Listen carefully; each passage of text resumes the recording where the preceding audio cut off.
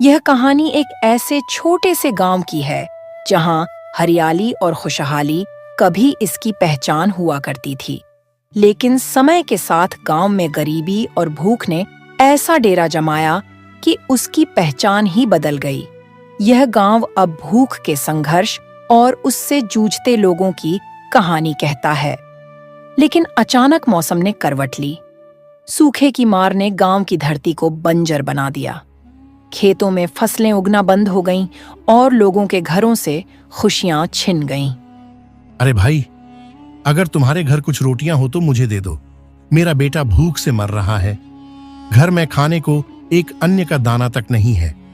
अरे रामू भाई, मेरे घर कुछ रोटियां हैं। रुको, मैं अभी रोटी की पोटली को लाता हूँ। श्यामू के पास कुछ रोटियां थीं। उनको वह रामू को दे देता है। ये लो रामू, इनको अपने बेटे को खिला देना। अरे श्यामू भाई, मैं तुम्हारा आभार कैसे चुकाऊं? तुमने आज मेरे बेटे की जान बचाई है। अरे रामू भाई, कोई बात नहीं है। आपको तो पता ही है कि हमारा गांव अभी भुखमरी से जूझ रहा है और ऐसे समय में हमारे पास जो भी है उसको आपस में बांटकर खाना चाहिए। तुम सही कहते हो श्यामू भाई। चलो ठीक है श्यामू भाई, मुझे अब जल्दी घर जाना होगा। अरे भाग्यवान, गांव में तो बहुत भयानक भूखमरी चल रही है। इसका क्या उपाय है? अगर इसी तरह ये भूखमरी कुछ और दिन ठहरी तो गांव भर में कोई भी जीवित नहीं बच सकता। अरे भाग्यवान, अब तो हमारे ही खाने के लाले पड़ने वाले हैं। ये थोड़े से अनाज से हम कुछ दिन ही निकाल पाएंगे। श्यामू बहुत ही ज्यादा भला आदमी था। वो हर समय किसी की भी मदद करने के लिए तैयार रहता था। भगवान, अगर मेरी ही आर्थिक स्थिति ठीक होती तो मैं किसी को भी भूखा नहीं सोने देता।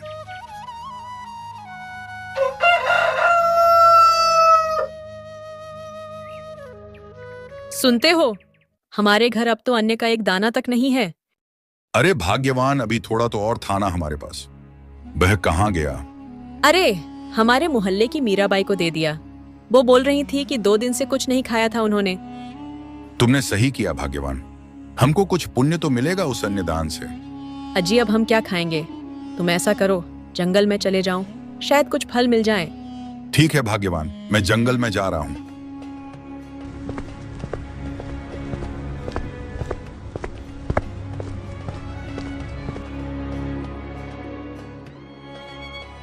अरे मेरी तो जान निकल रही है।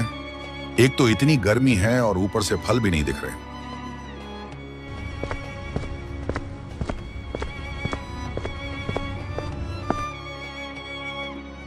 अरे वाह, इतने समय से खोजने के बाद कुछ तो हाथ लगा। कितने सुंदर सेब हैं। चलो अब इन्हें जल्दी से तोड़ लेता हूं। रुको बेटा, मैं कोई साधारण पेड़ नहीं हूं। मैं एक जादुई पेड़ हूं। क्या तुम सच में जादुई पेड़ हो? अरे हाँ बेटा, मैं जादुई पेड़ हूं। तुम मुझसे कोई भी एक चीज अपनी इच्छा के अनुसार मांग सकते हो। हे जादुई पेड़, मेरी एक ही इच्छा है। मेरा गांव भूख से मर रहा है। पिछले 2 सालों से बारिश नहीं हो रही। लोग भूख से तड़प रहे हैं। तुम मुझको यही वरदान दे दें कि मैं अपने गांव को इस भूखमरी से बचा सकूं। बेटा, तुम दिल के बहुत साफ हो। तुमको मैं आशीर्वाद देता हूं। तुम्हारी इच्छा किसी भी चीज के लिए होगी, वो तुमको मिल जाया करेगी। मैं तुमको एक जादुई छड़ी दे रहा हूं। इससे तुम जो भी मांगोगे ये वही देगी।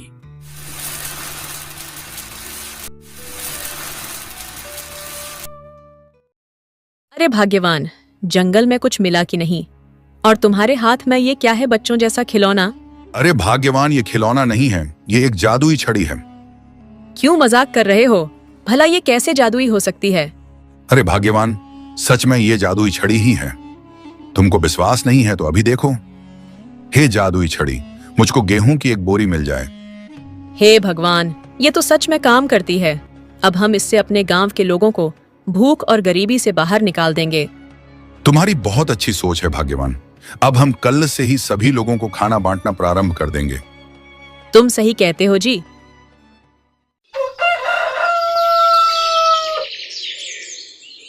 श्यामू हर रोज गांव के लोगों को जरूरत का सभी सामान देता था और उसका गांव एक अमीर शहर बन जाता है और सभी उसकी बहुत इज्जत भी करने लगते हैं।